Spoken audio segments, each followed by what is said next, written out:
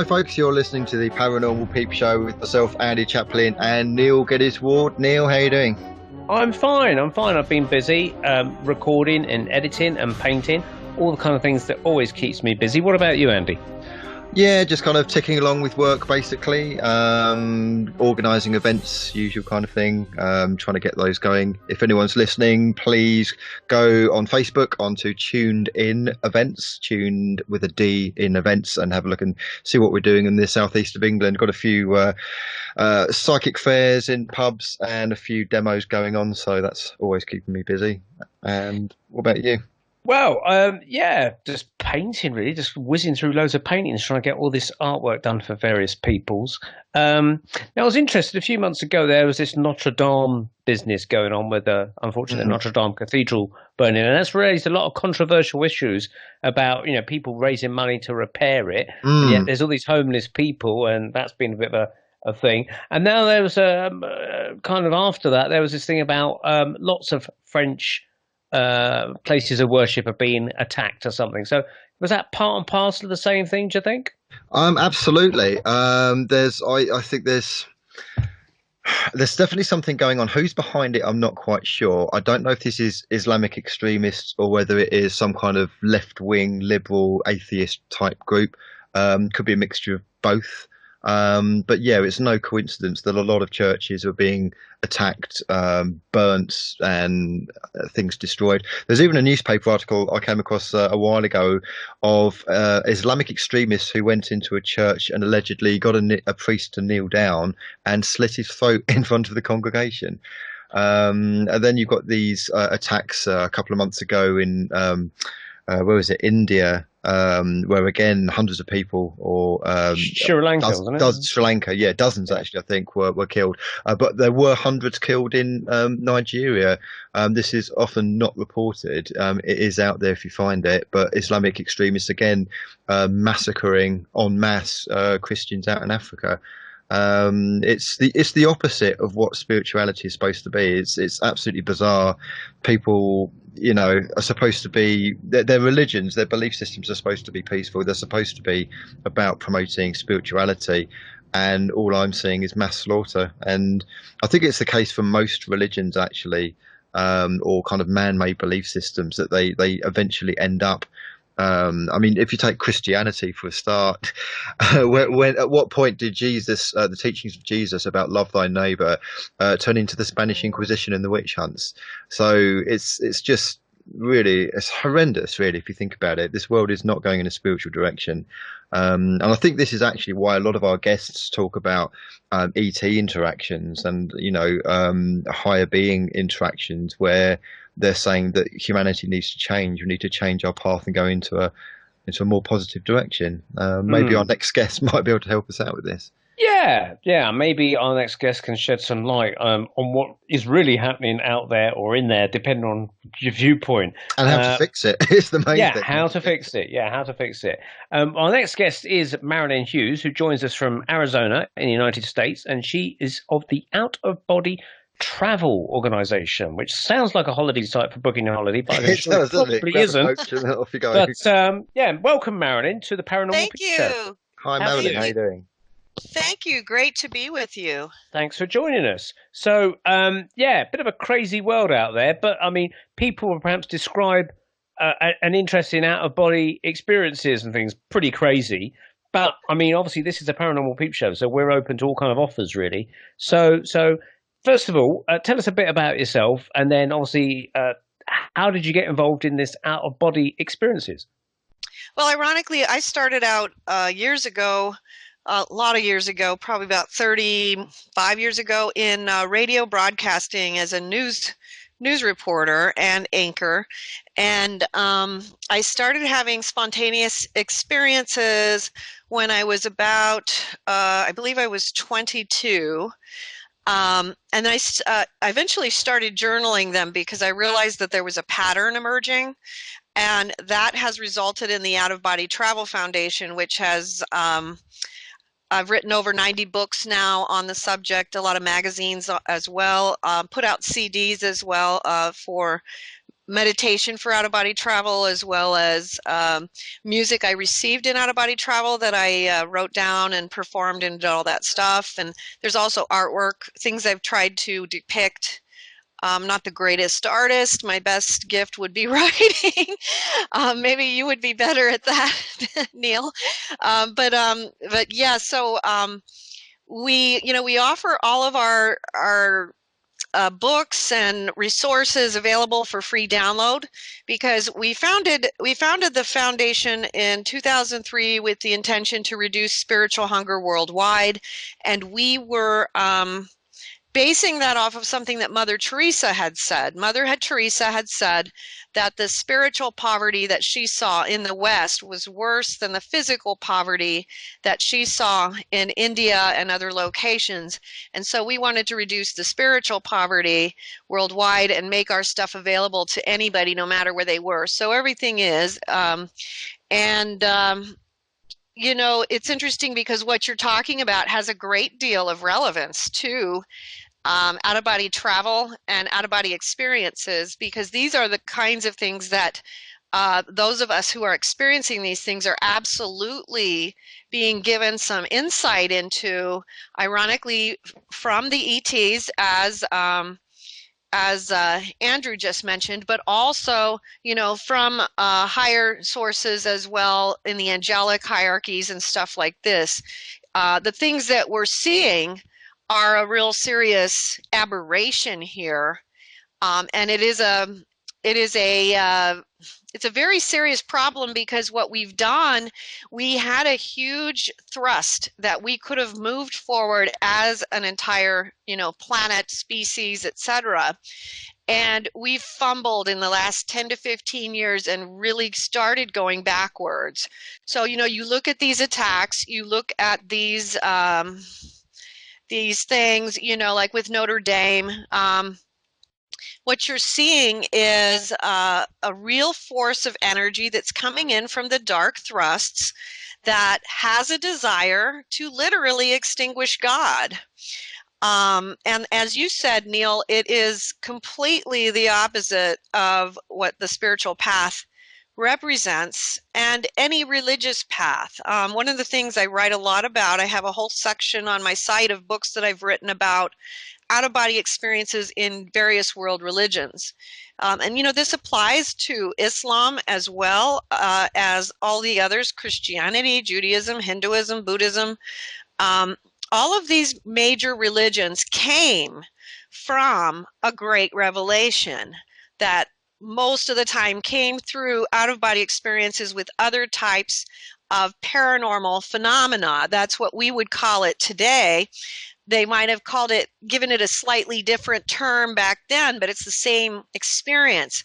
But what's happened is, any time that you bring a great revelation, an out-of-body experience, or anything of that nature into structure, which is what we have here on the ground, on the earth, you are going to have things that don't translate properly. And the reason for that is because the spiritual is not a structured thing. It is an expansive energy that can't be contained really perfectly well within structure. So aberrations are, expected to occur. However, the level of the aberrations that have happened are really over the top, and really, an indication of these battles between principalities and powers that are going on literally for the soul of humankind, because it is a complete and total aberration of any of the prophets, saints, mystics, sages of world religions throughout time, no matter what faith they come from, that you would kill other people or that you would destroy holy sites for the sake of, quote unquote, serving God. And the idea that there are people that can actually believe this to be true is really troubling, because it shows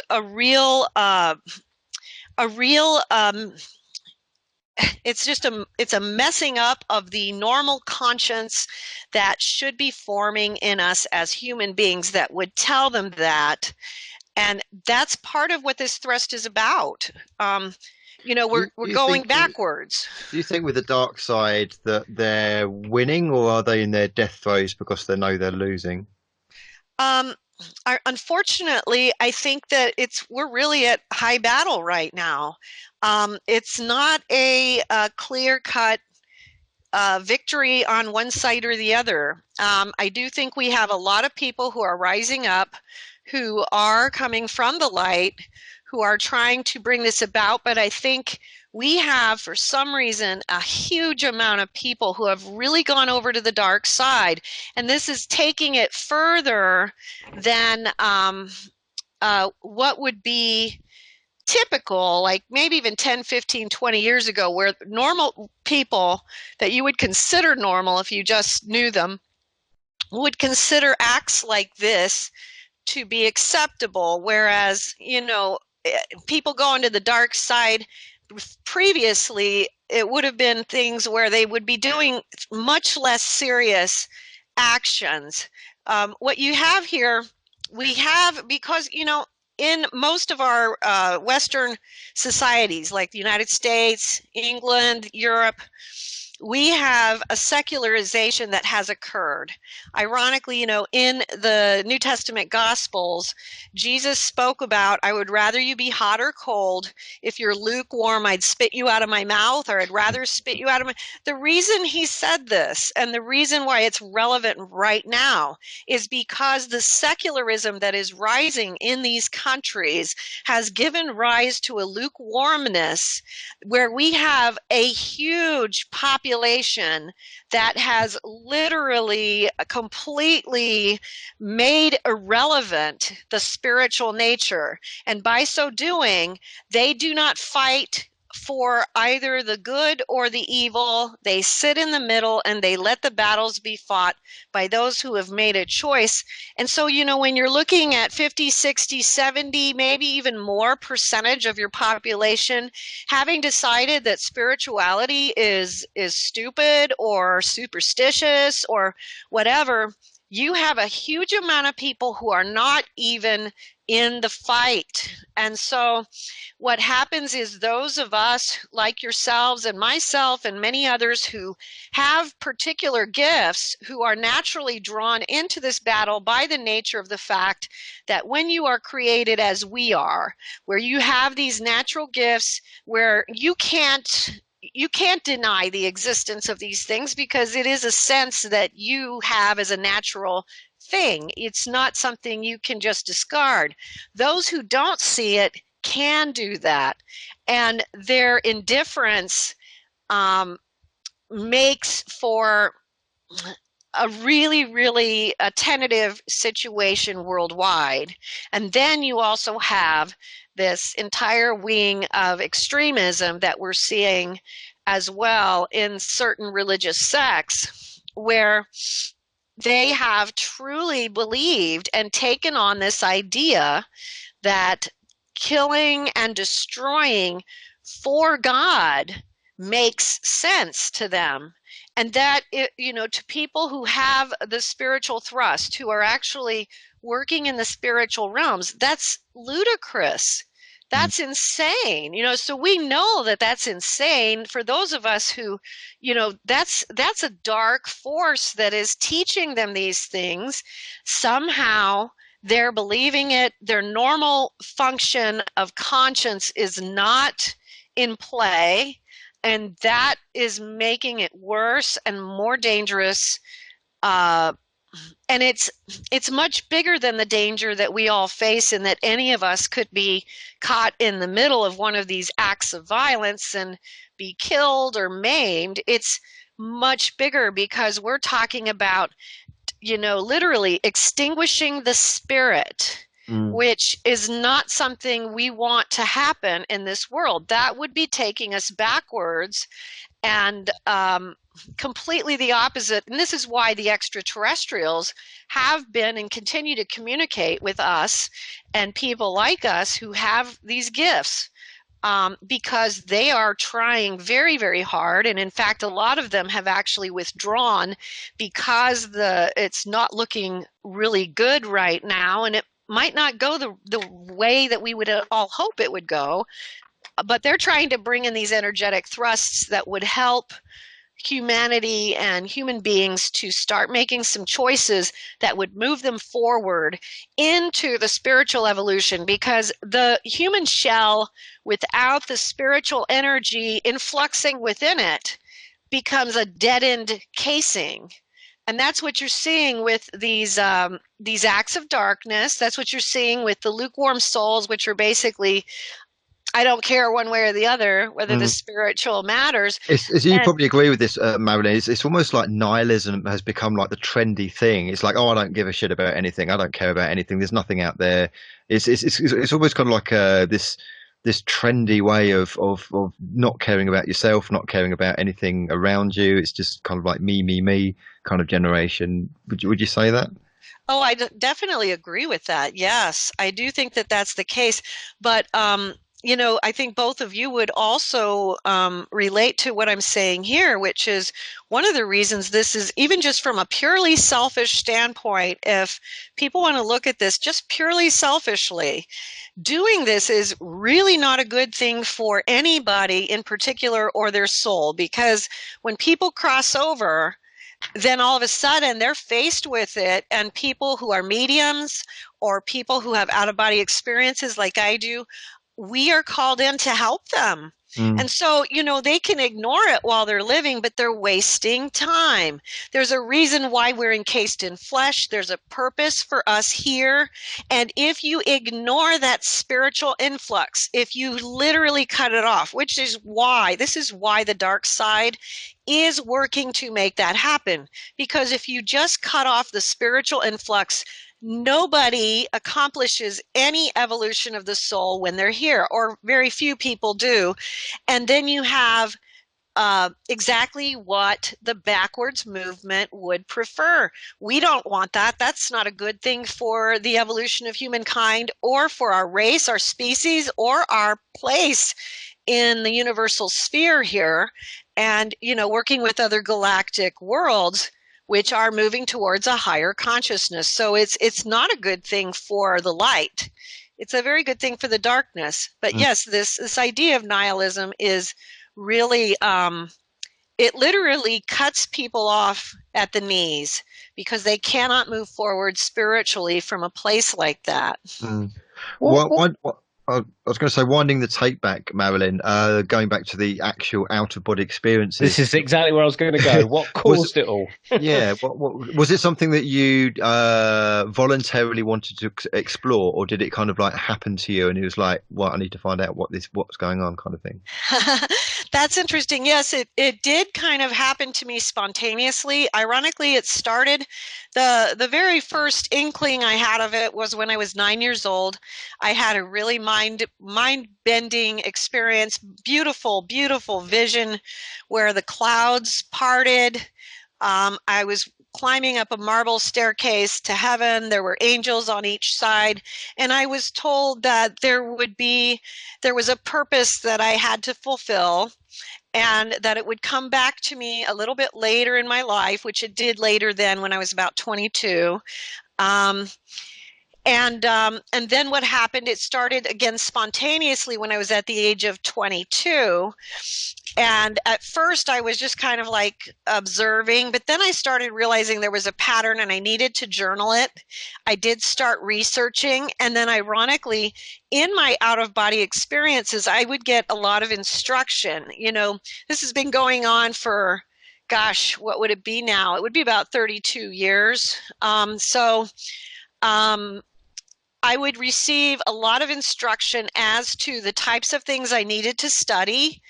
And I was instructed very early on to begin researching the ancient sacred texts from all the world religions and all the traditions that maybe were not religions. And literally it went from having no books in my house to having now probably about 5,000. 5,000. Probably. But what's interesting about this and why this is important, the ancient sacred text, these are the writings of the prophets, saints, mystics, and sages and ascetics from throughout history, throughout time. And these are the people who have ascended from this realm to the next sphere. We forget about what that means and how important that is.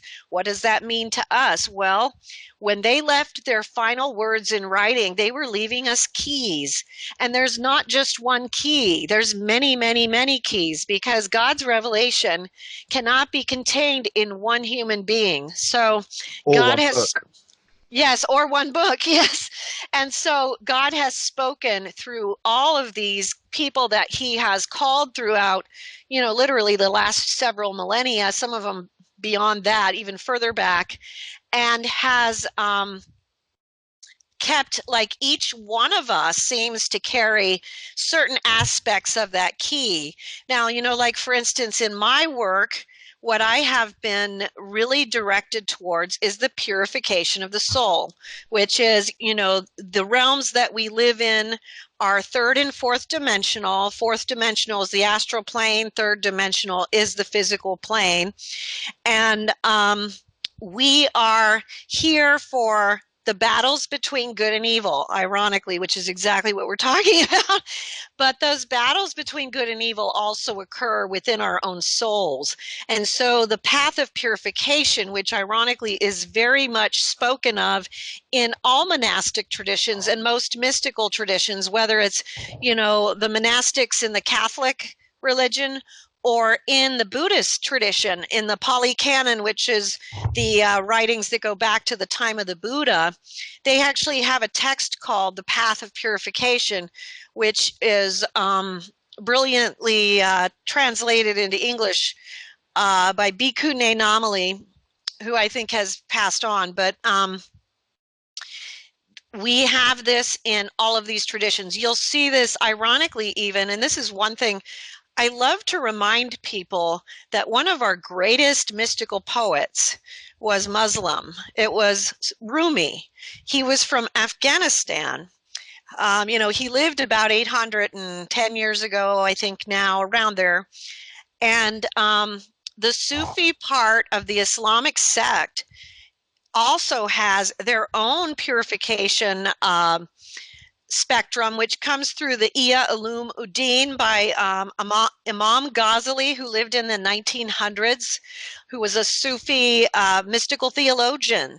Sometimes people don't realize that this stuff is across the board. You see it in shamanic practices, the path of purification. You see it in, obviously, Hinduism, Buddhism, and Judaism has a huge volume of work on purification. And in fact, one of the most important things you'll find in Judaism is the importance of the purification of our words, which comes through the form of the teachings of Lashon Hara and Rekalus, which has to do with slander and gossip. And this applies to every single one of us, because our world has become very comfortable with slander and gossip.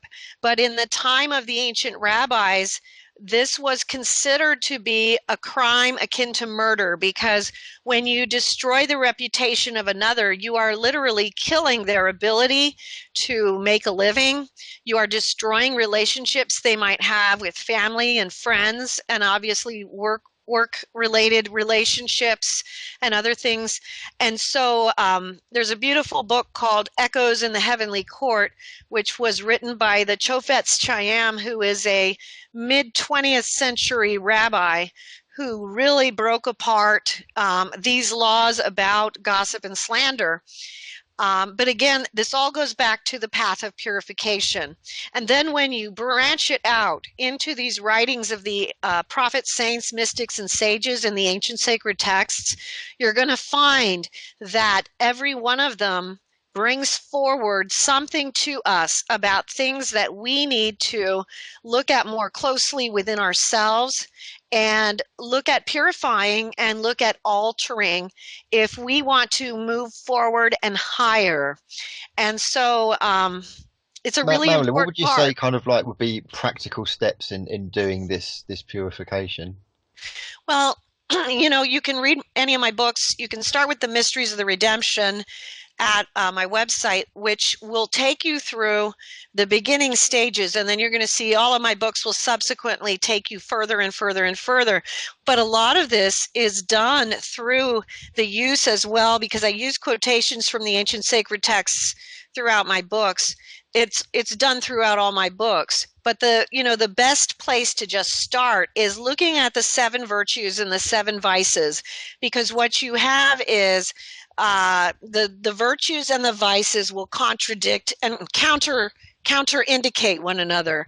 So let's say if you're suffering from perhaps like, a real common one that people struggle with is lust. So the counter virtue would then be purity. And so, you're looking at the opposite. Let's say you struggle with greed, then the counter virtue would be moderation. And so what you're doing is you are disciplining your mind, disciplining your heart, to apply the virtue to the vices that you may still carry within you that are giving you difficulty. Neil, any questions? Yeah, gosh, that's a lot to take in. I'm not even on the first page. I mean, when people have out of body experiences, there's obviously people like yourself, presumably listeners as well, that are having spontaneous out of body experiences. What kind of practical tips can you offer them? Because obviously, some people might be really nervous of what's happening to them. I mean, how would you guide them through those early stages of spontaneity? Or indeed, there could be some people out there that want to try out of body experiences, and would that be something you'd recommend? Well, I have a book called Come to Wisdom's Door, which is the first and it's how to come to wisdom's door, how to have an out-of-body experience. But it's the first in a series of 9 books that go through each subsequent level of the how-tos. Most people, when they read Come to Wisdom's Door and the Mysteries of the Redemption, often will find themselves starting to have spontaneous experiences. Ironically, when I wrote the Mysteries of the Redemption, I was told that it was being programmed energetically to make possible within the minds of those who read it these experiences, and by making it possible, then it opens the energetic gateway, so to speak. So many of my readers report having those experiences very quickly. Come to Wisdom's Door is a very short book that can give you a lot of steps just to get started, and then the subsequent 8 volumes will go into different levels of energetic law, how things work in the mystical realms versus the physical realms, and then going into deeper and deeper mysteries of traveling.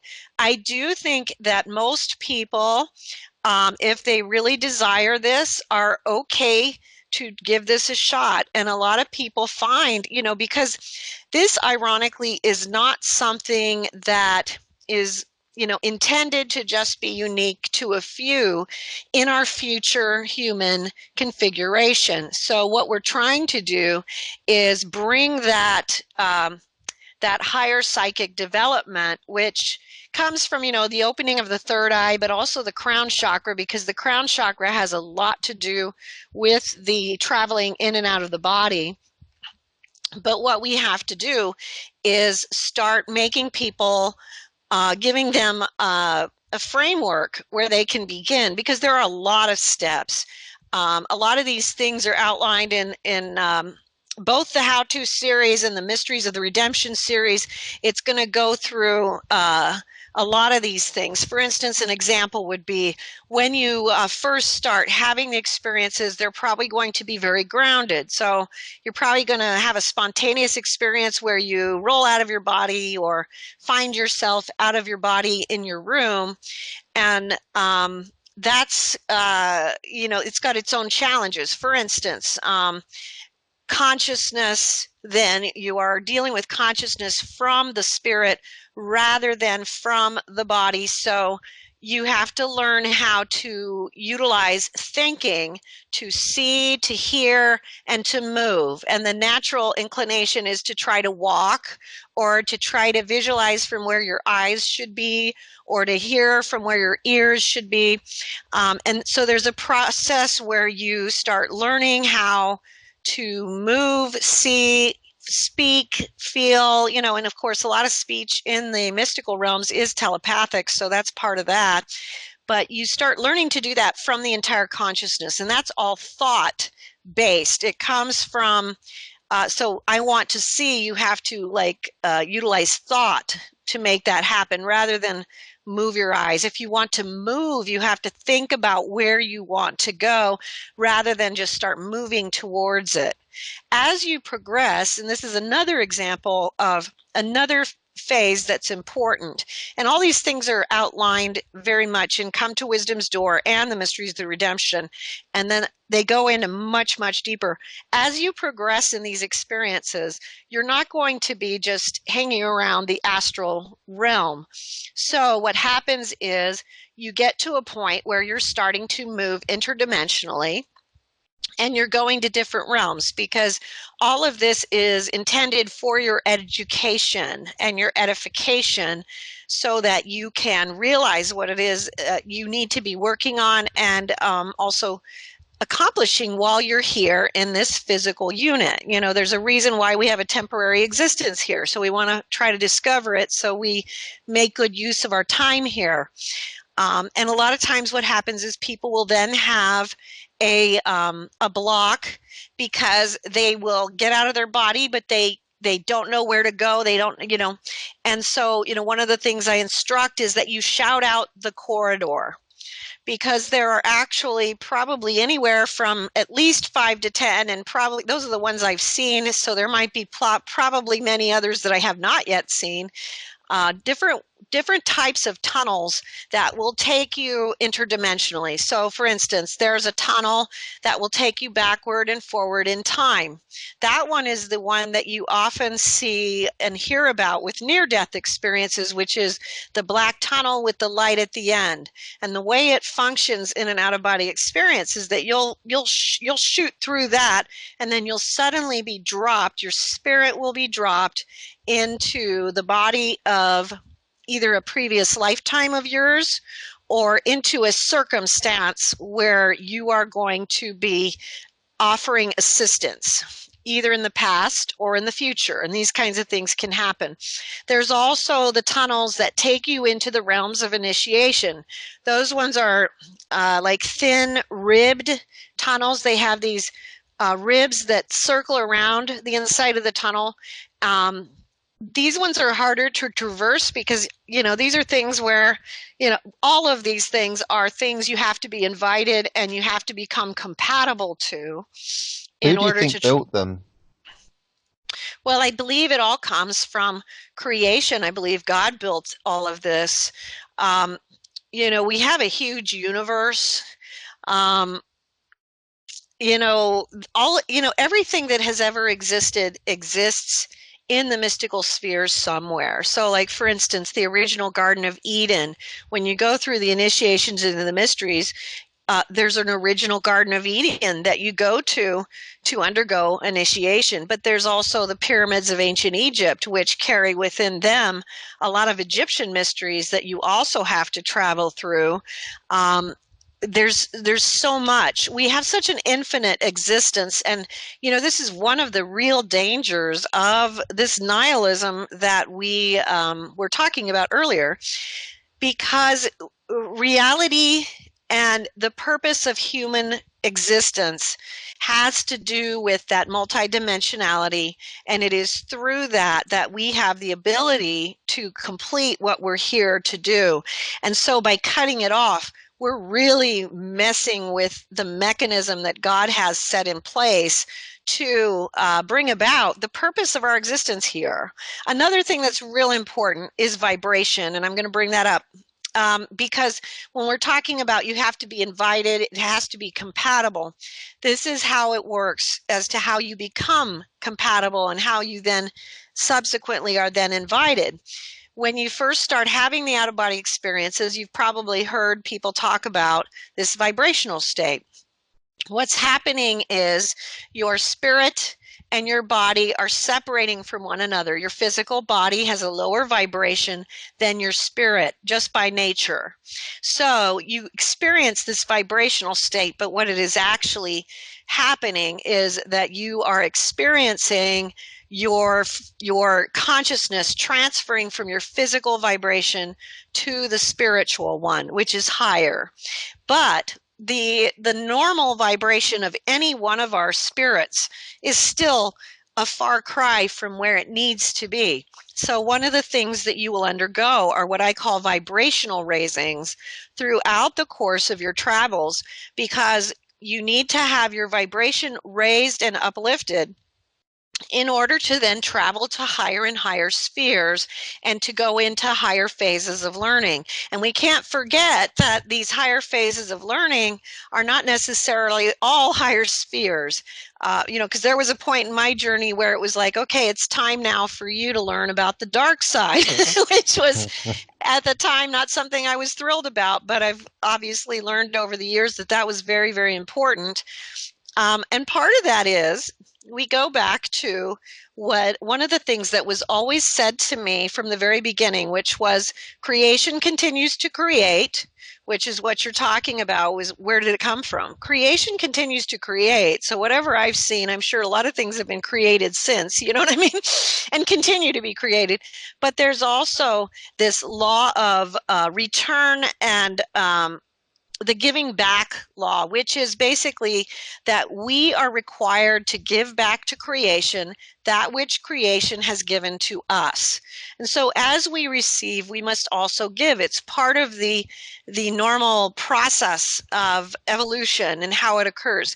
So why is that relevant when you're talking about learning about the dark side? Because when you start becoming capable of giving back what you have been given, then you start becoming required to understand the nature of various types of dark states, evil states, ignorant states as well.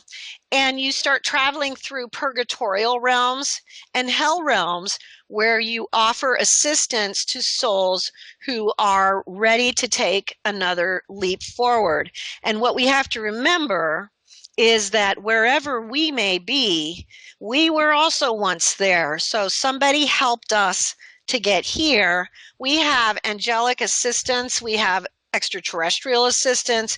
We have all types of really neat assistance coming to us here. And we have to then remember that we are also going to be required to go into some of the more uncomfortable places to help others who haven't received that yet. In what form did the dark side did you experience? How did you kind of like wade through that yourself? Well, it's a very that's it, a lot of ways is the way I would start it. You know, the first experience I had regarding the having to learn about it, the Blessed Virgin Mary came to me, and she said, it's time for you to learn about the dark side. And I remember cringing because I was, I had been very blessed up to that point where I was seeing all the good stuff and it was wonderful and I loved it, and so I was nervous and scared. And frankly, part of me at that time was even a little bit in denial, I think, about what the dark side really was. Now, what you experience, there's a lot of things that you experience. I've gone to a lot of different realms, hell realms, purgatorial realms, for every type of delusion or confusion that you see in the human psyche, you can anticipate that there is a realm that correlates with it, which is instructive. So one of the real popular realms, and ironically going back again to nihilism, one of the real popular purgatorial realms, because I help a lot of souls who are crossing over into the afterlife, is a realm that I call chaos. And there's obviously a lot of different configurations of the chaos realm. So there's not just one, there's many. But the similar concept in the chaos realm is taking what we are seeing with so many people with distraction to the extremes. So in these chaos realms, there's always a circling motion where the soul is just going around in circles. There's a lot of noise. Sometimes there's a carnivalesque type atmosphere. I've gone to chaos realms that were more related to souls who had crossed over in the 1800s, which would be the 19th century. And in those realms, there would be a lot of chaotic elements that were more relevant to the time frame in which they had lived. And these souls were just running around in this circle, all of these noise and distraction and all of these just novelties that serve no purpose. But you could not get them to change that focus. But whenever I'm taken into a chaos realm, usually there's at least one soul that I'm there to serve, and there's at least one soul who is realizing they don't want to continue in that cycle. They want to break free. And then you are giving them information as to how do they exit that particular realm and go to the next step. So chaos is real common with a lot of people who cross over. Another thing that we're seeing a lot of in this day and age, I don't know if this is as much an issue in the UK as it is in the United States, so you guys can inform me, but in the United States, suicide is really, really on the rise. And so definitely here. There are definitely cases. There was a place, was it in Wales, Neil? Do you remember when a lot of students decided to take their own lives? That's Bridgend, and a lot of people suggested it's associated with the telephone masts and things. Yeah, definitely. Okay, so it's happening there too. And, but what you see, there's a lot of places that are very commonly being filled with people who are committing suicide, because there's a very specific purification process for people who have committed suicide. Ironically, I think, a lot of people think that if you commit suicide, it's ironically just automatically a hell type place that they're going to go to. But usually that's not the case, because people who usually commit suicide are usually really, really in a bad place. And God is very merciful and loving. And so God wants to apply correction and help them to understand what's happened and how to rebuild their soul rather than to tear it down more. So, and ironically too, what I've also seen is, in my experience, and I can only speak from my own because I know there are other mystics who have seen things that indicate hell as being an eternal place. But in my experiences, even hell is not an eternal place. But what you see is, even in those lowest of realms, there's a progression that occurs. From going from wherever they might be. If they're in the lowest space, they're going to take a step up each time, and help is sent. Ironically, there's a quotation from the book of Psalms where David said, in the highest heavens you are there, even in the lowest hells you are there. And that's definitely something I've seen to be true. So the moment a soul calls out for help from God, it's an instant reaction. Help is sent. But what can easily be seen when you look at what people are talking about, and of course, again, speaking only for what I've seen, because I can't speak to what other people have seen, as there could be realms of hell that are eternal that I have not yet seen. But what I could also say is that the realms of hell that I have seen, for those who go there, it often seems very eternal, because of the fact that we as human beings, and then as souls, we can become very attached to our vices or to our false views, as the Buddhists would put it, to the point where there can be many situations where if a soul is simply just that hardened in where they're at, and they're not allowing any chance for change to occur, then it's going to seem like it's an eternal place, because they're not going to be making any movement forward. And so there are, that's just kind of going into those questions about it. But in terms of the evil, for instance, I'll give you some idea about vibration and how it all relates. When you are dealing with the out-of-body experiences, as you go through purification, you are removing fetters from your soul. Buddhists would call it fetters. Catholics might call it sinful nature. It's the same thing. It's tendencies to do things that are against life itself, which are things that hold us back or turn us backwards rather than move us towards God. So it's very simple to see it in that way.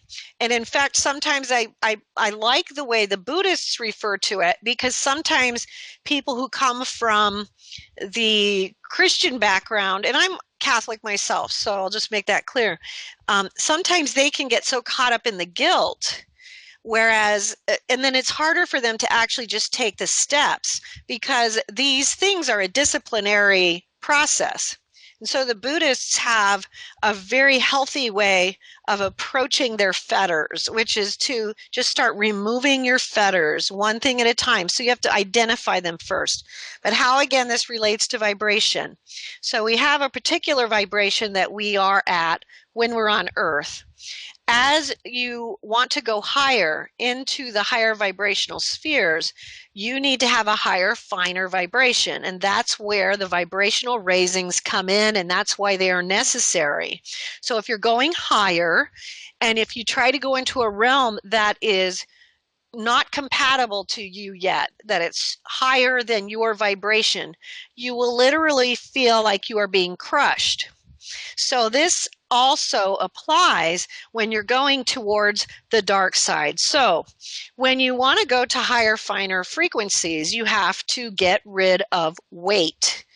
And this is the simplest way to really make it understandable in terms of vibration.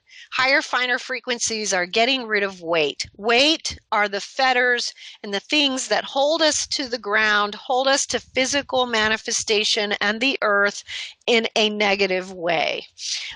So when you're going to the lower spheres, what happens, and this is what happens at the moment of death. Emanuel Swedenborg, who was a 16th century mystic, talked about this. You go where you're compatible. And what I've seen is you go where your weight takes you. So if you are barraged with a lot of weight from a lot of fetters, a lot of karma, a lot of bad actions, then your soul is heavy and you literally will just sink. And that's how you end up going lower. If throughout your life you are working to remove fetters, your soul becomes lighter, you're going to naturally start rising as you cross over. And so when you understand this whole vibration thing is so important, a lot of people don't understand that vibration really is knowledge. And so as we obtain to higher and higher knowledge, our vibration goes higher. And part of this process is that there are certain things that are among the mysteries of God that we can only understand through vibration. So we can get a certain sense of it in a physical degree, but when we really understand it will be when we have had our vibration raised to the point that all of a sudden it becomes clear to us. It becomes vibrational knowledge. And so this vibration is very applicable to our existence here, to the existence in the darker spheres, and to the existence in the higher spheres.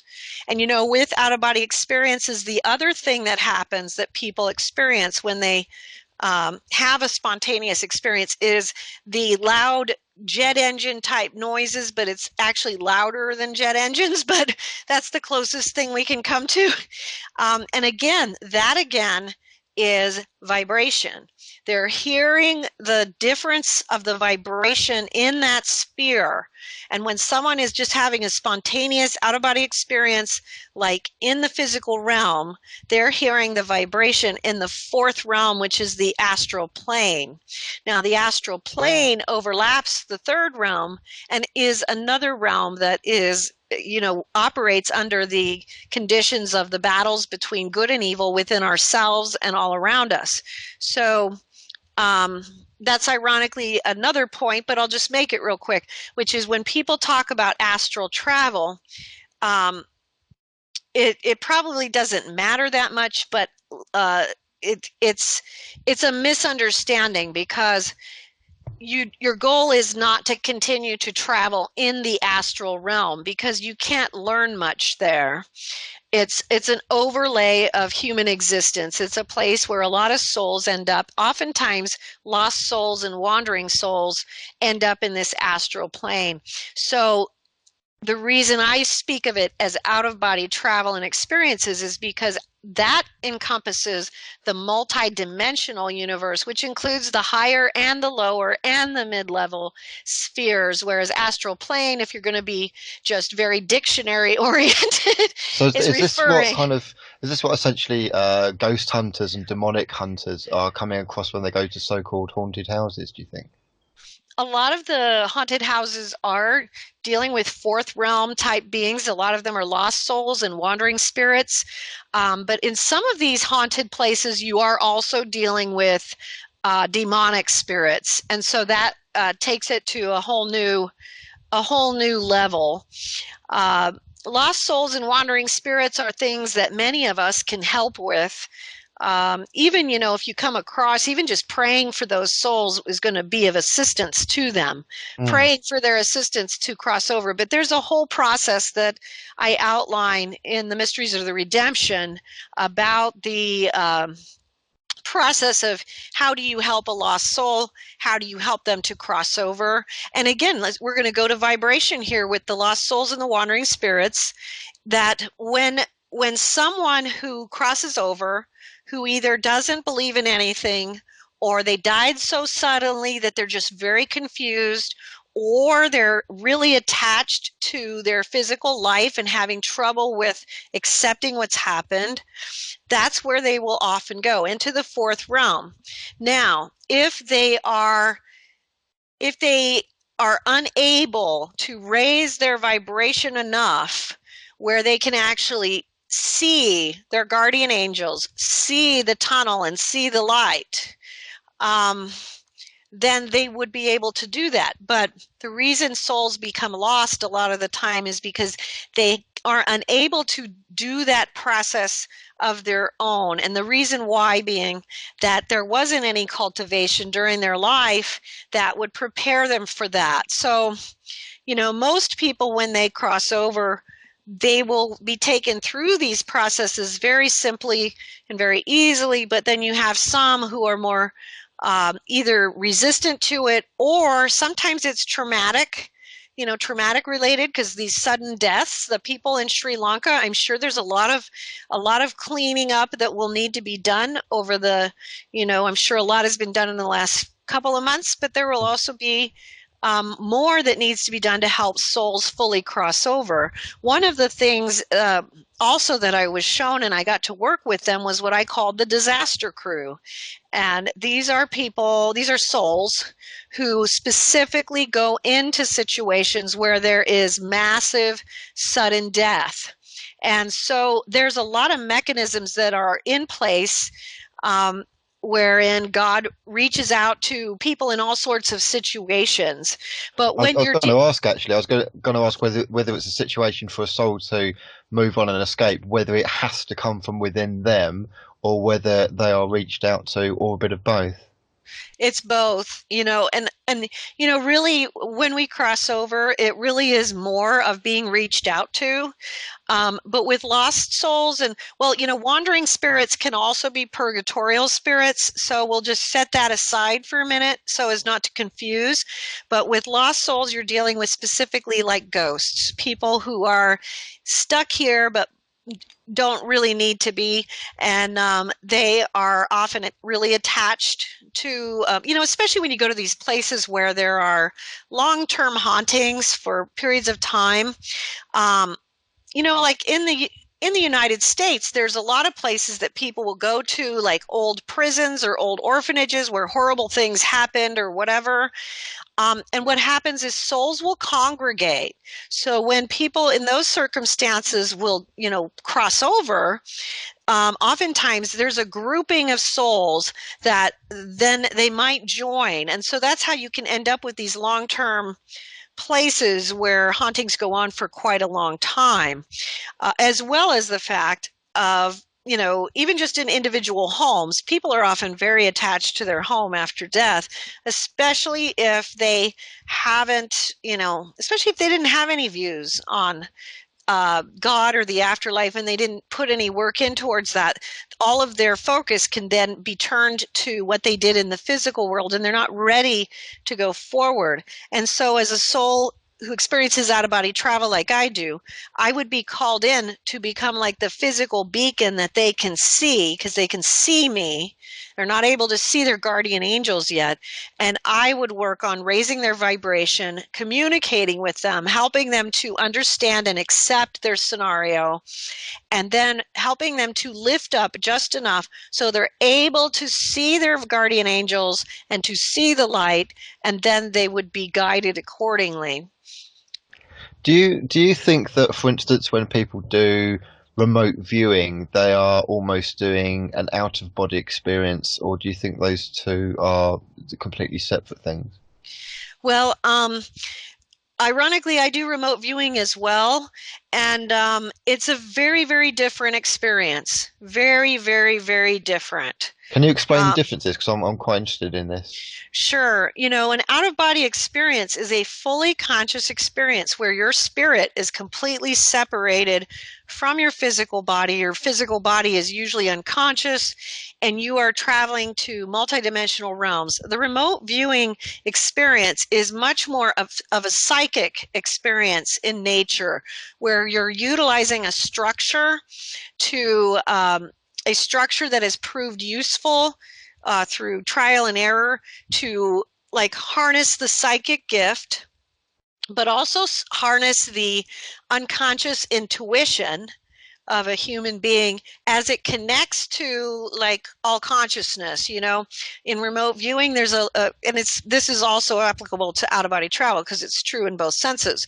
But in remote viewing, there's a lot of focus on the fact that it works because people can connect to all life, all existence. It goes into the quantum physics and how one particle in one part of the universe can impact another particle on the other side of the universe. And that's how remote viewing is structured and then funneled into focusing on a target.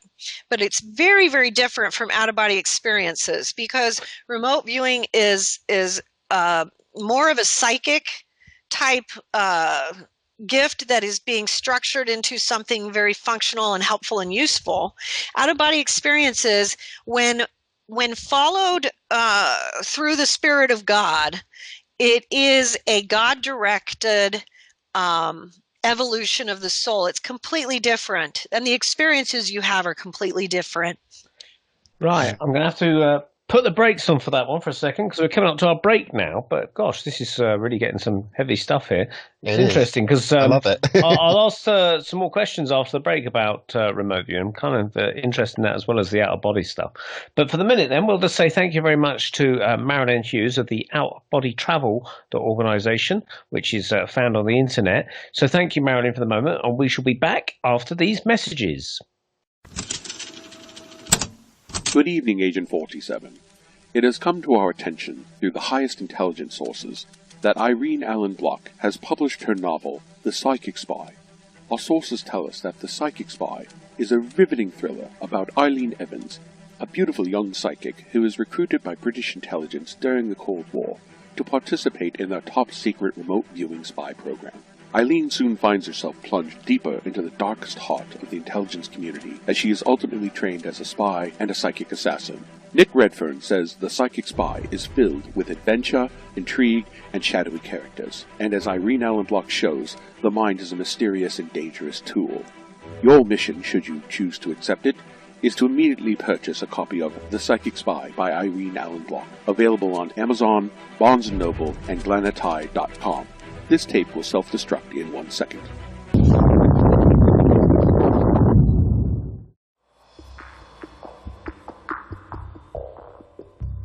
This is Barry Fitzgerald from Ghost Hunters International.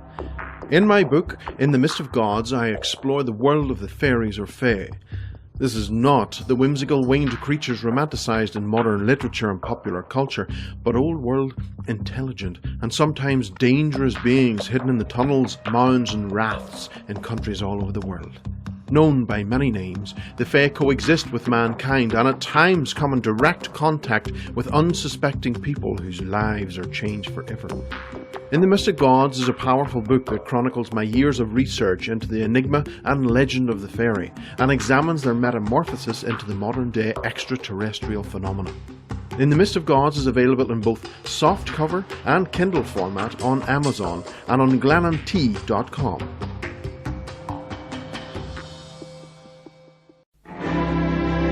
Well, here's the President, returning from his trip through the black hole. How did you pass the time, sir? Listening to the Paranormal UK radio. Well, it's marvellous seeing a small Trump emerging from the mighty black hole.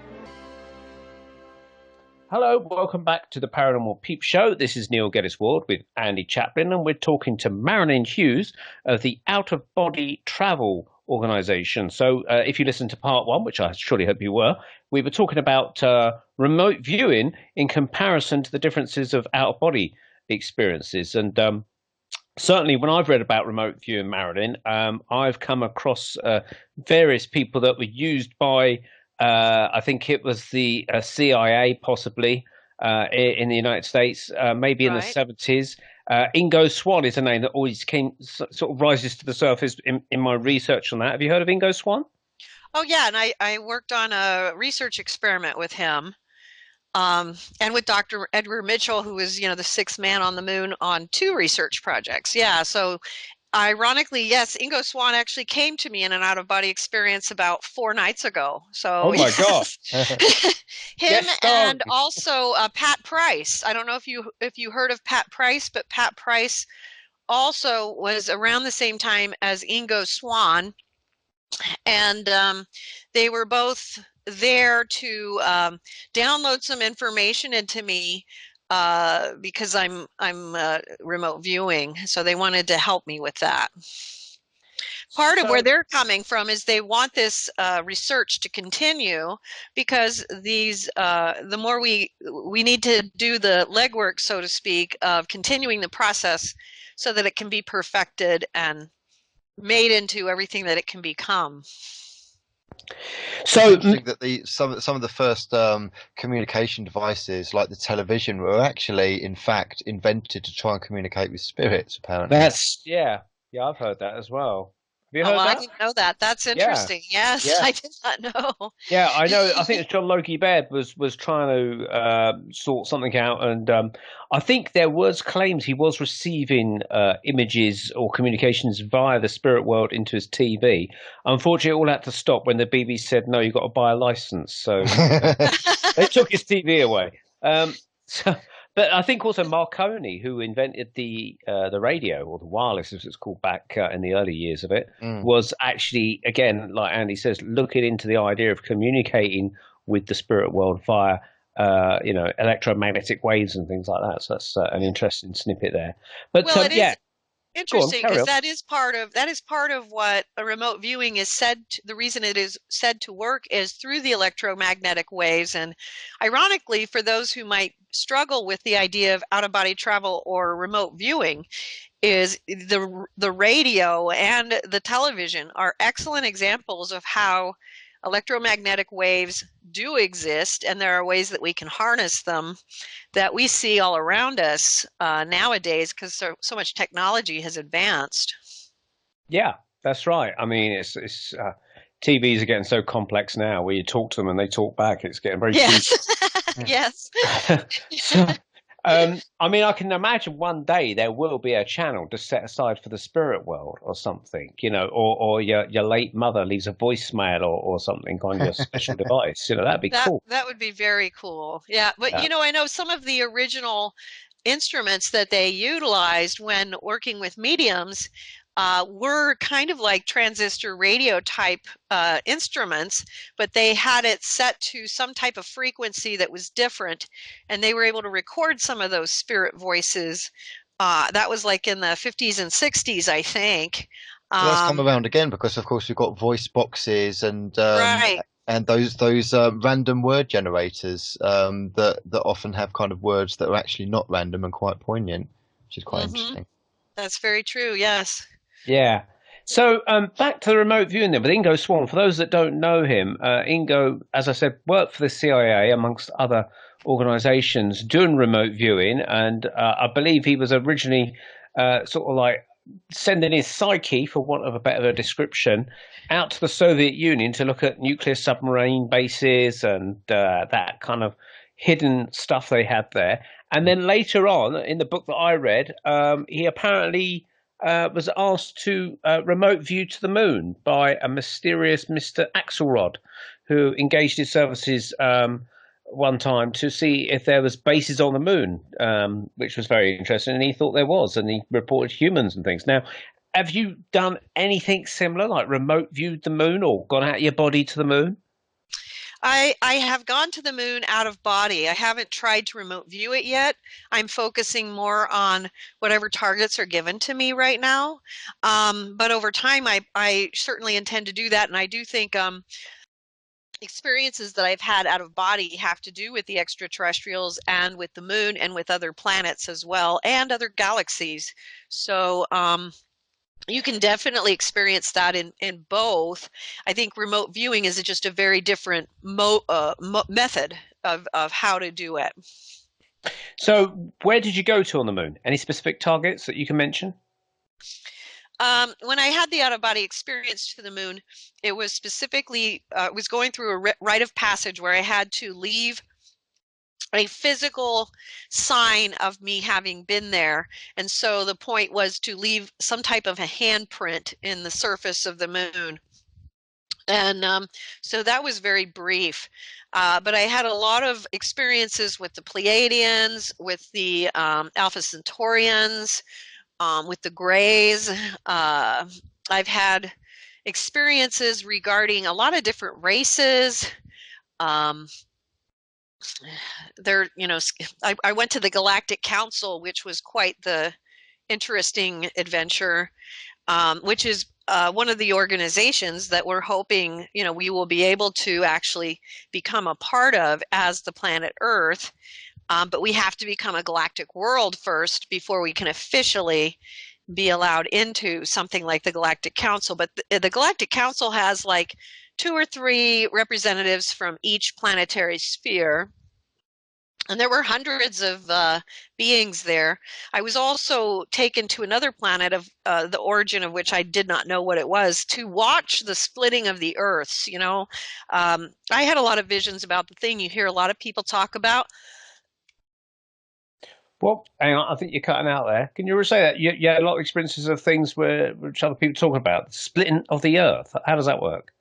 Well, I've read other mystics and stuff have had experiences about the fact that the Earth will split into 2 Earths, and one will remain essentially the same, and one would go to a higher sphere. And I was taken to this planet. There were people beings from many different worlds, literally hundreds of different worlds, and we were all there to watch where the old Earth was coming towards the planet, and then it seemed like it was going to collide with the planet that we were in, but then what ended up happening was it split into 2. And so those who resonate to a higher vibration would then would resonate and immediately transport to this higher realm of Earth. And that goes into a lot of what you talk about with the transmitting of the, how our thoughts can definitely impact our reality, because there's all these parallel things that are always going on of every moment in everyone's life. And we do resonate to the places where our thoughts might be leading. And this, the two Earths is definitely indicative of that. Because if you... So is this kind of metaphorically speaking with the two Earths, or two physical Earths colliding? I think that the secondary Earth would probably not be completely physical. I think it might be more fifth dimensional. So it would be a break for certain souls that were reaching to the higher. They would automatically transcend to the higher fifth dimensional Earth, whereas those who still need this third dimensional one would remain on this planet. But we do have many parallel existences that can be coinciding at the same time, and I don't mean to make it too complicated. But yeah, there's a lot of different worlds out there. There's a lot of different races, a lot of different species. There's species that look very human, but they have different sorts of things that make them stand out. For instance, like I remember specifically this one race that looked very human, but they had tails that looked like turkey tails. Was very interesting. So there would be all these different types of morphings of different types of biological characteristics, and the other thing about this, in terms of traveling to the other spheres and planets, one of the things I was told very clearly many times is, some of these aliens that are coming in are mortal beings like we are. Mortal being meaning that they operate in a third and fourth dimensional sphere, which then subsequently means they work in a realm of good and evil and the manifestation thereof. That means they have free will. So that would indicate, like with the Greys, for instance, those are mortal beings just like we are.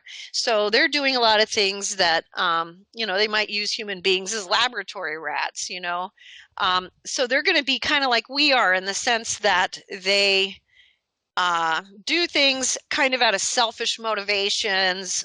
Sometimes, just like we have humans who have higher aspirations and lower aspirations, they would have both.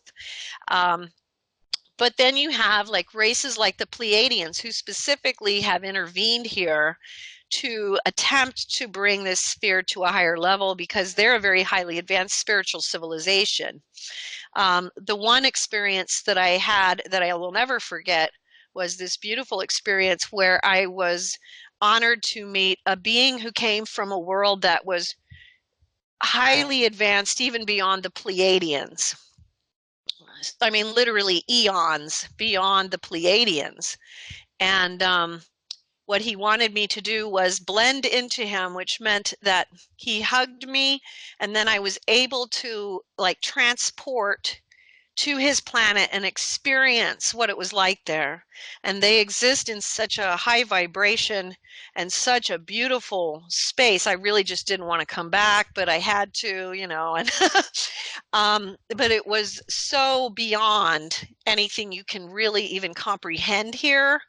But I think it's important for us to know that those types of worlds do exist. There was another race that I encountered who was trying very hard to work with earthly human beings. They had told me at the time that I saw them that they had active contact with 5 human beings that they were working on vibrationally and energetically. And they told me that the Tibetan people were the most receptive to their assistance. And, people have asked me, because I've brought this up, why do you think that's the case? And, I can only guess, because they didn't really just tell me. But I think part of it is that they live much more of a quieter life, a serene life. There's a peacefulness, and they're kind of remote where they live. And so it offers, and I don't know if altitude has anything to do with it. It's because they can't get Wi-Fi. Maybe that is it. But these guys were probably somewhere in between where the Pleiadians would be and this other race that I mentioned that were just so far beyond our comprehension, or even just, we can't even really take it in what they are. I mean, they're beyond just being purely light. It's beyond that. So these ones were like in between. But these ones were also here working for the attempt to bring the human soul to a higher elevation. But they had told me only 5, when you think about that, there were only 5 souls that they were able to be working on at that time. And it's because we are so closed off to the reception of these higher energies that we are kind of like, making it very hard. We're the slow kids in the class. We are. Yes, we are. We're on the naughty step, I think.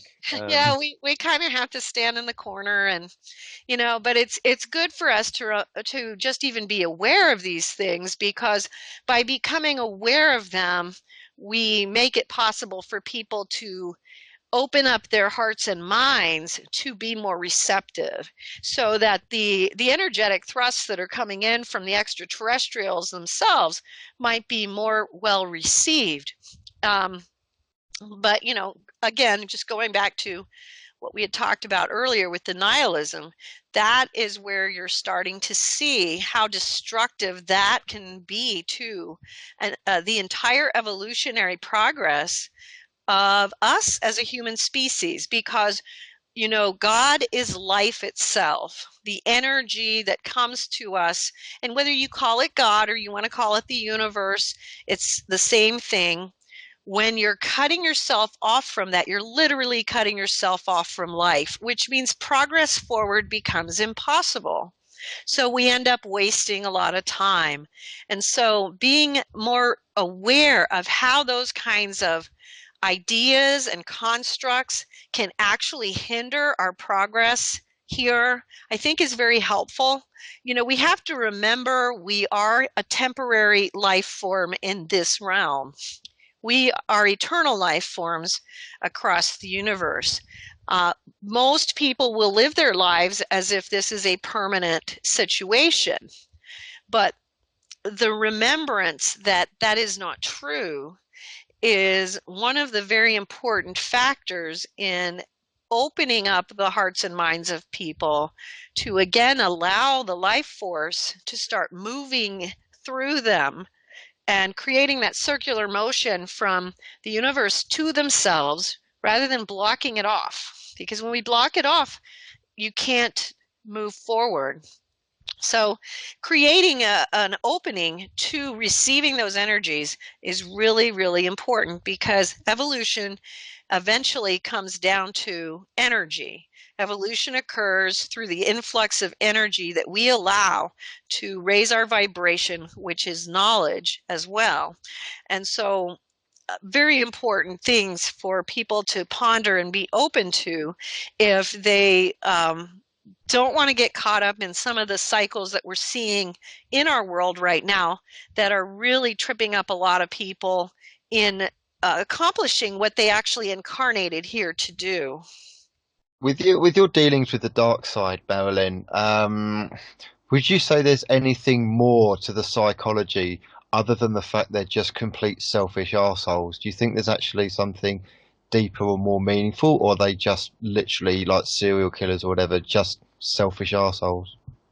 Well, ironically, that's a great point. Let me take it a little further. I had a near-death experience in 2003, and I was given the option to leave at the time. I was told that I'd completed what I needed to complete, but that if I wanted to go back, God would use me for other things. And so I went back, and I had little kids at the time. They're all grown now. One of the things that Jesus told me in that experience was that the purpose of human life is to go from selfishness to selflessness. And so I guess the way I would rephrase what you said is that most of us are selfish assholes. But when you're going in towards like evil and true darkness, which is not just born of ignorance, the majority of human beings are selfish through ignorance, and not really cultivating anything, not really doing the work that we're supposed to be doing here. But when you're dealing with true evil, it is an entirely different construct, and it is extremely dangerous, very, very mind-bending to confront. And it's not something, that you want to go into without the proper protection. Let me put it another way, Marilyn. What did you learn from it, from confronting actual evil? There's so much that I've learned from it. I can just give you some examples. You have an evil that is related to things that are like satanic or dark magic, and that kind of has its own type of energy. You have the evils that are related to like rage. They're demons of different types of vices, just as in the other side of it, there are angels of virtue. So as you cultivate things like patience, kindness, or whatever, you're going to be receiving angels of those virtues that will assist you. But when you're going into those lower spheres, there's demons that cover all the vices as well. So there are really, really, the darkest stuff that I have experienced has been those who are involved in the satanic, deeply black occult things. There is like a special place reserved for them in hell. I'm sorry to say, it's very awful. It wouldn't really, be at Joe really Biden's awful. House, would it be, by any chance? No, he would come nowhere close. These are very unusual types who, when you're dealing with that, these are people who it's chosen. It's not like, gee, I'm just really not that bright, and I've just decided. That would be more of an ignorance scenario. When you're dealing with this level, you're dealing with chosen evil. And these people are evil because they like it, because they enjoy it. It's compatible to them. But you also have, like, for instance, I mentioned the demon of rage. It's like this tiny little snake. It looks like a little garter snake. And then when the demon blasts, it turns into this monstrous serpent that's like, 100 feet tall. And I think a lot of us can relate to that in terms of having seen it in ourselves or others. And but then you also have places that are reserved for vices like vanity. A lot of people really miss the point of vanity, I think. There's a particular hell realm called Muddy Flats, which is for those who are engaged in greed and vanity. And this can be, it's a really nasty place. It's just mud. There's a cave that you go in there. There's, and once you go in, it's pretty hard to get through the breakthroughs that would require to get out. But people do eventually, but a lot of people stay because it's compatible. We forget that there are a lot of degrees of offenses against life. And, vanity is a big one. Lust is a real common one.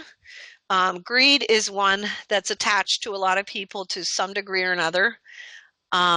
And I think part of the reason when you're dealing with the dark black occult things is you're just dealing with really deep stuff. Now, one of the things about that, though, that you have to look at is that would not necessarily just be people who practice those kinds of things on a physical level here. It would be that their actual internal vibration resonates that way. So even like a Muslim could have that, which would be, the hatred of the Christ spirit, to the point where it's evil, and when you go to those particular realms, it's just teeming with these really horrible demonic reptilian creatures who will torment you,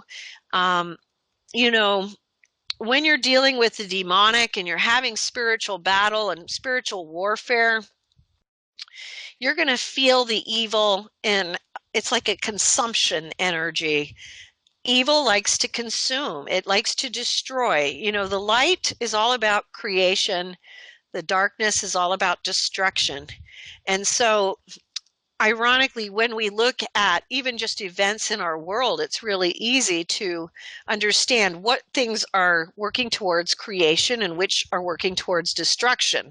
And that might actually be something that people can utilize when trying to discern, you know, between decisions that they might be making in their lives, because that really is the crux of the matter. But when you're dealing with spiritual warfare, you're dealing with the demonic, you call out for the help of Jesus Christ. You know, even when you're dealing with the out-of-body experience and having visions of angels and good things, you have to do discernment as well. So you're going to use the same discernment that's called biblical discernment, which is, if an angelic looking being comes to you, you're going to ask, were you sent on behalf of God? Were you sent by Jesus Christ? Do you believe that Jesus Christ came down and became man? And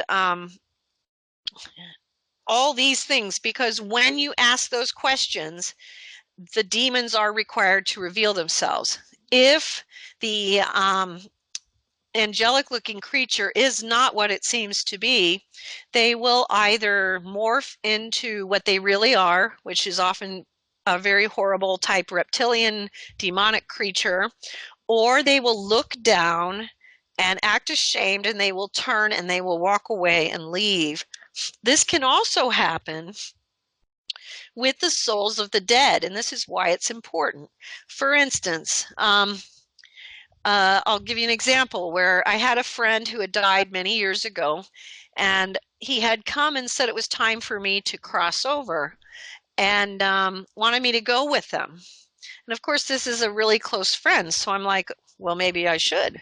But then I just asked him, I said, did God send you?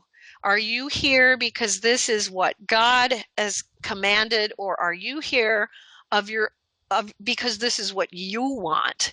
And he looked down, turned away, and walked away. We have to remember that disembodied spirits are people who have crossed over, and they have the same failings as we have when we're here. And so we have to utilize a lot of discernment.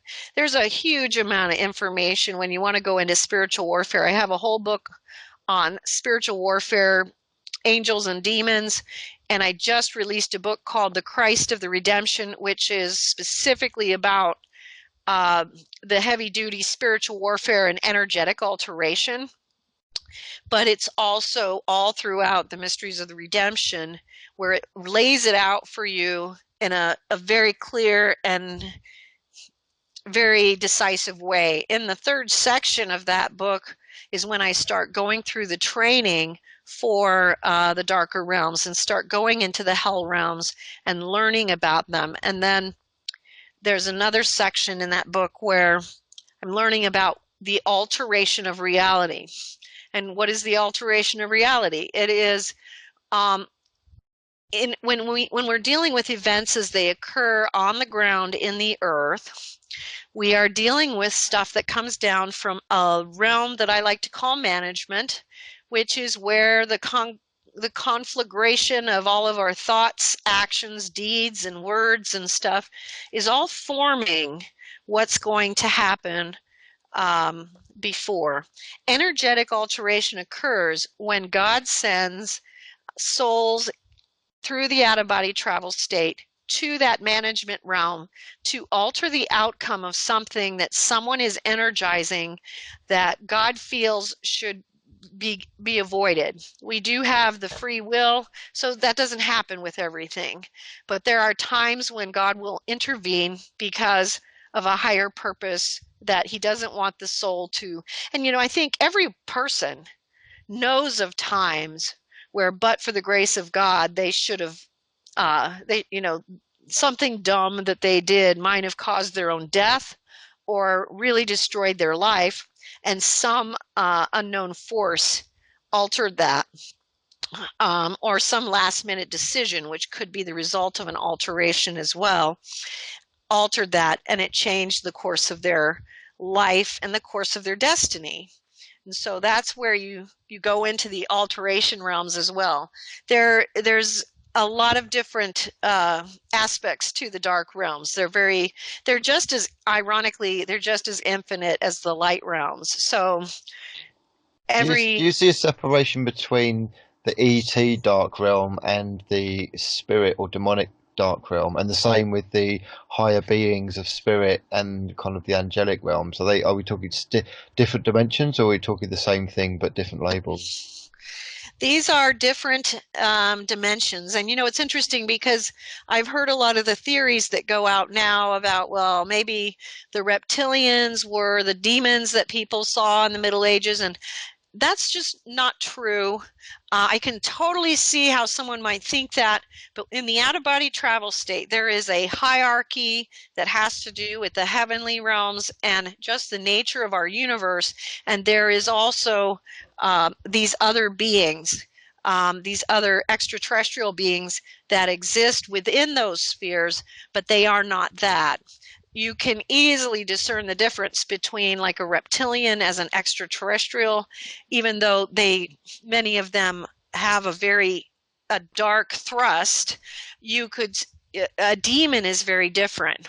When you're in those mystical spaces, in the out-of-body travel realms, there's something called energetic truth, where the truth according to God is revealed to you. So whatever your own perception of an event, circumstance, being, or whatever might be, the energetic truth is then revealed to you so that you can be of assistance. And this is really important because it is the energetic truth is really the key to all of us in terms of our own discernment processes in our lives of going forward in a way that will serve evolution and serve for individual evolution, because there are so many delusions, illusions that we all have as human beings.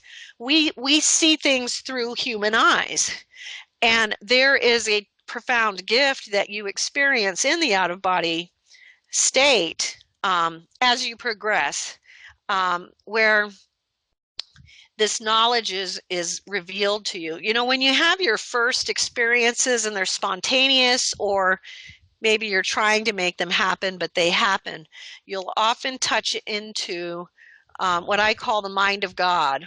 And you'll hear this from a lot of people who've had near-death experiences and also out-of-body experiences, that they will touch into the mind of God in the sense that all of a sudden they understand everything. All the mysteries of the universe are just clear to them at that moment. Now, when you return to the body, that clarity doesn't generally come with you, but you remember that you had it in that moment. And what happens over time as you're experiencing out-of-body travel is that you are receiving bits and parcels of that energetic truth that comes from the mind of God. And that is part of how our soul is then transformed, because whatever it is that we are holding on to that may or may not be true, but we believe it to be true, we can have the correction given to us through that infusion of the energetic truth, which is really, really important in terms of how we move forward. Even when you talk about the world events that we've been looking at and that we've been talking about today, this is what is lacking right now, is that there is not this intrusive self-examination that needs to occur so that when people make decisions about the actions they will take, that they are truly trying to discern the will of God, not their own will, not someone else's delusion of what God's will is, but the energetic truth. And that is what you want to make your decisions on. And another great reason to pursue out-of-body experiences, because this is one of the means whereby that can come about. Right. Okay. Just to touch upon the practical side of out of bodies a little bit. Sure. Robert Monroe was the well-known pioneer of out-of-body experiences in the very early 70s. He wrote the book Journeys Out of the Body, and I think he wrote a couple of others as well. How do you compare your out-of-body experiences along with his? Because he wrote of, I mean, it was a lot of it was that his labeling of terms like locale 1, locale 2, i.e. locale 1 was the earth around him. Locale 2 might have been what people might today call the astral realm, and locale 3 was some other realm that he couldn't even place where it was, but it seemed to be sometimes an alternative type of earth. How do you compare with Robert Monroe's material? Well, our material is very different, but I'd first like to just say, I read all of his books when I first started having the experiences. I am a huge fan of Robert Monroe. I highly respect his work. What he's done with the hemisync technologies is unprecedented, and what he's put into place with the Monroe Institute is absolutely fantastic.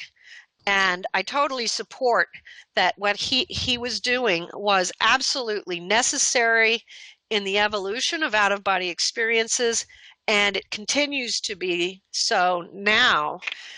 The one thing that I would point out about Robert Monroe's experiences that I think is really important, that would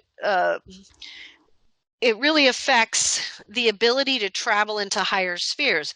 Robert Monroe got a little bit caught up in having what he would term astral sex.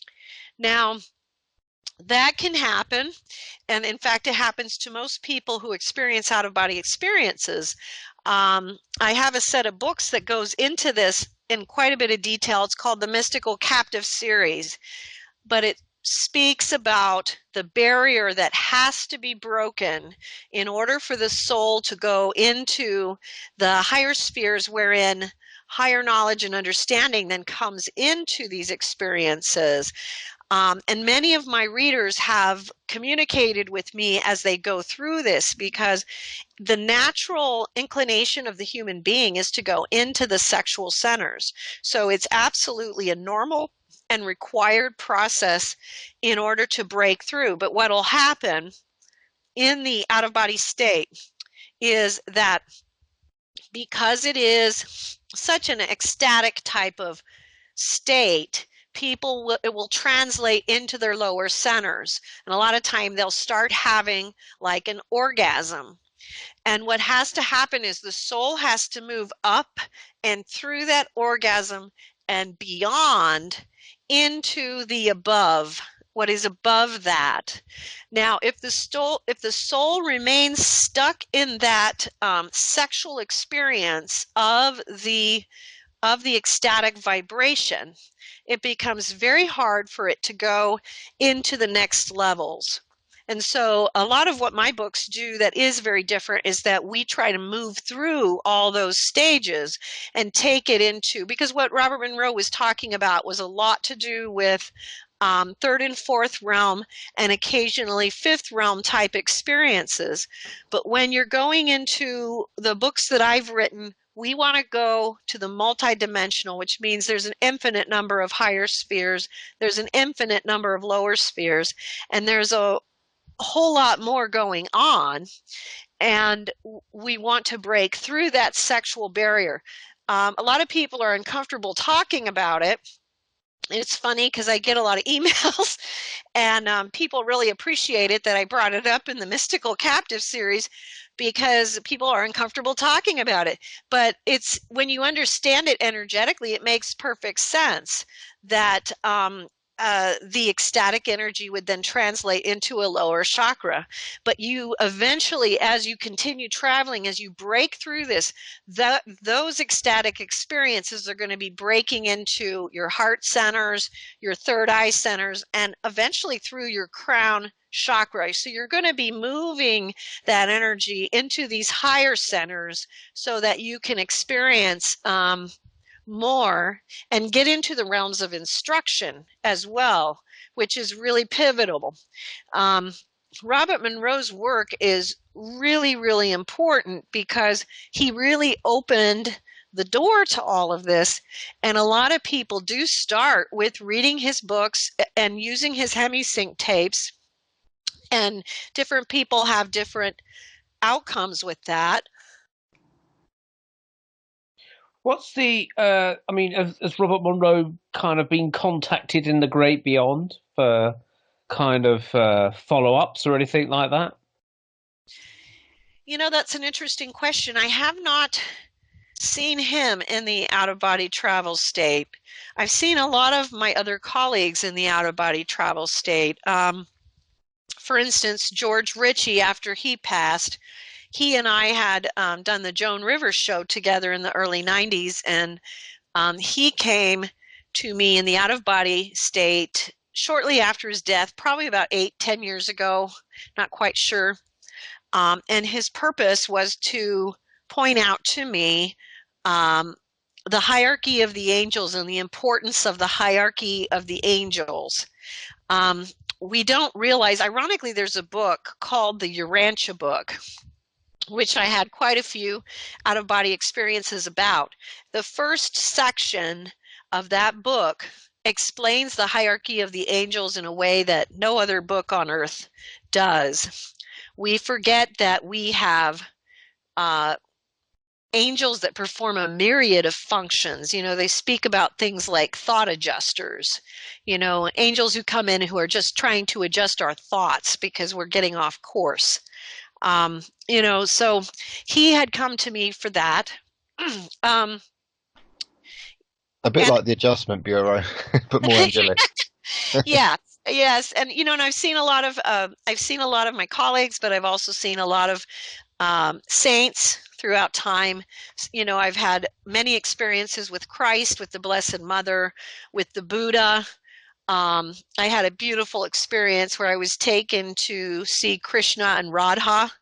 I've seen Abdul Baha, who was the successor of Baha'u'llah in the Baha'i faith. And I've seen many of the saints and mystics and sages throughout time. And in fact, ironically, it was this one beautiful experience that I had. You know, the Out of Body Travel Foundation was founded in 2003. And I'd had a beautiful experience where all the prophets, saints, mystics, and sages, there were hundreds of them from throughout time, had gathered to for the purpose of giving me some instruction about what they wanted me to do. And the instruction was primarily they wanted everything to be available for free download. They and so I've always followed that for that reason. And ironically, it doesn't sound like such a big deal right now, but in 2003 it was a little more complicated because, you know, the big files were harder to upload and download. But, you know, I would receive guidance all along as to every step of the way as to what I was to do next. Even with the music and stuff, I was guided with that years before to, you know, get it all done and taken care of in very specific ways.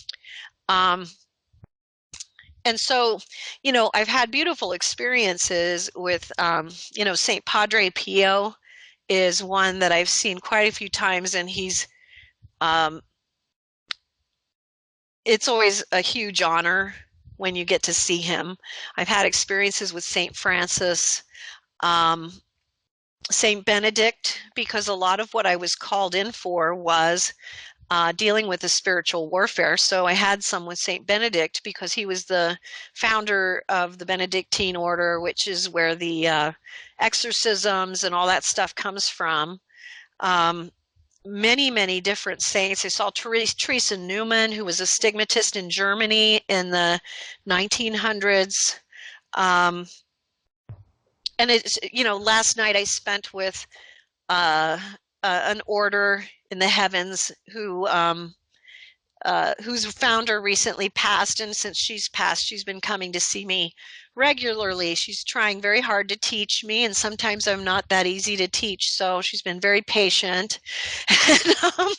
And, so there's so many things. I've seen Babaji. I painted Babaji because it was so cool when I saw him in the galactic heavens, just shooting by at the speed of light. I've gone to the temples of the masters in the galactic heavens as well. I've got a bit of a curveball question for you, Marilyn.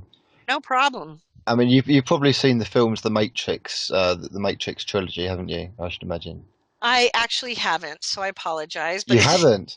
Oh my God! Okay, so that's going to be the first thing on your Netflix list is to download or have a look at the Matrix. But the curveball question is this: what would happen if, in reality, we're living in some kind of construct of programs running in a kind of holographic kind of way that each soul is kind of engrossed or ingrained into? And the people and the beings and the experiences that you're having, although may seem real, may possibly be a result of bumping into programs or running into kind of like almost, not exactly hallucination, but what's the word I'm looking for? Kind of like a false representation of what's really going on. Do you ever kind of like ponder that could be the case, that you're actually running into kind of holographic programs as opposed to actual reality? Actually, that's an interesting question. I do ponder it. I have pondered it many times over the years, but I don't believe that's what's happening in the sense that you just described it. But at the same time, I do feel that the quantum hologram theories are very much in accord with the nature of the universe and how it is constructed. The universe and how it is constructed is composed of realities upon realities upon realities that do interact, bump into each other, and have all these things. I was taught early on to engage in a very stringent discernment of the spirits, and if you want to learn that, I would go to the Mysteries of the Redemption, because you're going to see the whole process and how you do that. It's very important. But I would take it to, you will know it by its fruits. I'll give a quick example of what I mean. And it's, okay. And by the way, I don't necessarily, it could or it could not be a negative thing. It could be part of a control system, or it could be something to assist us. I don't know. But for instance, Jewish people may die and they might see Moses. Christian people may die and they might see Jesus. Buddhists may die and they might see Buddha. Muslims may die and they might see the Prophet Muhammad. So in other words, it's almost like, could it be that the universe is giving you what you expect to see in a kind of weird way? Well, it's a great question. Great question. And I'll explain. No, in my case, I don't think so, but I totally understand why someone might think so. But the reason why I didn't start out as a Catholic, the irony was, I started out 30 some years ago, basically searching for the truth. One of the things I started with was I wanted God to let me know what the truth was without whatever my preconceived ideas of him might be. One of the things that I think is hard for people, possibly, I don't know, some people it is, some people it's not, to accept, is that when you are in the mystical states, the only name that can help you when you are facing a spiritual battle is the name of Jesus Christ. And I wrote about this in my books. I said, one time I tried to call out for Edgar Casey. It just didn't work. But I did have this one really interesting battle where Jesus was there, but the Buddha was there fighting on my behalf, and so was the prophet Zarathustra. And Avalokiteshvara, which is a Buddhist, the Bodhisattva of compassion. She's kind of looked upon as the holy mother of Buddhism. So I did not start out as a Catholic. I started studying, ironically, I probably started mostly in the Buddhism. And I was very against the Catholic Church, or I didn't even consider reading, even though I was being told to retrieve the ancient sacred texts. I was being told to do that. It didn't even occur to me to consider reading Catholic books. I studied every religion, every world religion, as well as every tradition, really went into the shamanistic stuff as well, wanted to understand the similarities and differences between those traditions as well. And then it was a fluke, 20 years into this search that I was like, well, gee, I studied everything else. I guess I should be open to looking at some of the Christian stuff. But what I found is that when you need help, you call for Christ. When you go to the higher realms, Christ is who he said he was. If you look at the actual annals of near-death experiences, the supposition that you made isn't actually correct.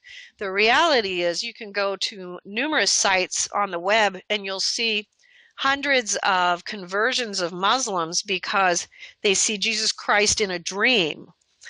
You'll see that there are Buddhist monks who are seeing Jesus Christ in near-death experiences. It's hard for people to believe because they think you're just proposing or, a particular faith. And I don't do that because I love the Dalai Lama and I love Thich Nhat Hanh and I believe they are intended to be Buddhist, and I love Buddhism and I love Hinduism. I love all these religions, frankly. And I've studied them all. But the reality is that Christ is above. When you are in a room with the prophets, saints, mystics, and sages from all time throughout the ages and all faiths and stuff, Christ is the head of that royal family of God. They call themselves the royal family of God, and they all work together. So this is not just the prophets, this is the saints of each of these traditions. So like Milarepa would be working with Mother Teresa, you know what I mean? See, these are they're all working together. Rumi works with all of them. So does, Imam Ghazali, all of our deceased saints, ascetics, mystics, and sages, which there are hundreds of those, continue to work for the betterment of human existence. So I don't say it coming from a dogmatic perspective. I say it coming from pure experience that it's just the case. If you go to the city of New Jerusalem, Christ is the one who reigns over it. It's a beautiful place. Golden Streets, the Palace of Ancient Knowledge, which is the library. This is one thing, too, that I think people might be interested in. In the city of the New Jerusalem, golden streets, pearls, gemstones everywhere, diamond buildings. It's so beautiful. The Palace of Ancient Knowledge is a 6th-floor library that houses all the ancient sacred texts, the scrolls, everything that's ever been written from every faith and tradition. And it houses all of it there. It is so amazing. But you know what I think people would be surprised to hear is that there are ancient sacred galactic texts too. So the extraterrestrial races also have their own ancient sacred texts. And, and this is something that we Well, if have. you think about it, I don't see why not, Exactly. And I they're don't see there why they too. shouldn't be. In Yes. fact, I'd be more surprised if they didn't. I Exactly. expect there's quite a few library books out at the minute. Yeah, so I think the universe is much vaster than most people believe. The quantum hologram theory is something that I feel is very closely associated with how spiritual existence works in terms of the universal spheres. It absolutely is very similar to this. And I wonder if spiritual beings hop between dimensions. Like, could Jesus well be hopping between Earth and other planets all over the universe? Yeah. He's called something else on another planet or something. This is it. Yeah. When I was taken to heaven the galactic heavens years ago, and since then many times. And one of the most astonishing finds that I had going there, if you go through this star tunnel to get there, and it's another dimensional existence of the universe where the heavenly realms exist. There aren't just human beings there. There's beings from other planets and other worlds, and it's so normal there that you don't even think about it until you return and you're like, wait a minute, there were aliens in heaven. And you're like, wow, that's pretty interesting, that's cool. But we forget we are a microcosm of what all existence is. We're just a small part. But the part that we play here is so much more important than we realize, because so many of us are wasting time. We have a limited amount of time here for a reason. There's something that we are to achieve while we're here. And, if you're not Christian, you don't need to freak out, because I'm telling you that Jesus Christ is the head of the royal family of God. Because people are called to different paths of religious discovery or spiritual discovery for varying reasons. And I wrote about this in the Mysteries of the Redemption. Every religion has different qualities that it offers to his soul. This is where you can also get into reincarnation, but we can save that for another conversation. It's all in the books, so if you want to read them, you can do that too. And, that's at outofbodytravel.org for anybody who wants to explore that further. But we have the capacity and we have the need to fulfill the function of our existence here. And we don't want to keep wasting time. It's very common on this planet for people to waste a lot of time. And that creates a cycle of circular reincarnations that isn't very pleasant. And so there is a way to make a simple decision that you're going to turn yourself towards a higher thrust. You're going to be willing to receive, what you're going to find in the mystical realms is that Jesus Christ is the head of all of it. That doesn't in any way reduce the importance of the other prophets. What was shown to me was that Christ is different because his station is different. A prophet is one station, a Messiah is another, and the Messiah position is a higher station. Simply, it doesn't in any way minimize the importance of the other prophets. It doesn't minimize the saints, mystics, and sages and ascetics, because they all hold keys. In my experiences, I have seen over and over again the ancient sacred texts were placed like a stairway from earth to heaven, because these are the last words of souls that actually transcend this sphere right before they leave. And you follow that staircase of ancient sacred texts, it's going to lead you to heaven. Every one of those ancient sacred texts has a separate key. You put all those keys together, you're creating an understanding of who God is, who our universe is, ironically bringing in this idea of the matrix, which ironically is very related as well to remote viewing, but also the quantum hologram. When you get into like the traveling into the transcendental spheres, this is where you really see where the hologram theory really plays out. You see the different blocks of hologrammatic manifestation through the universe. You're not going to see that immediately, but it is out there. Existence is so much vaster than any of us really understand.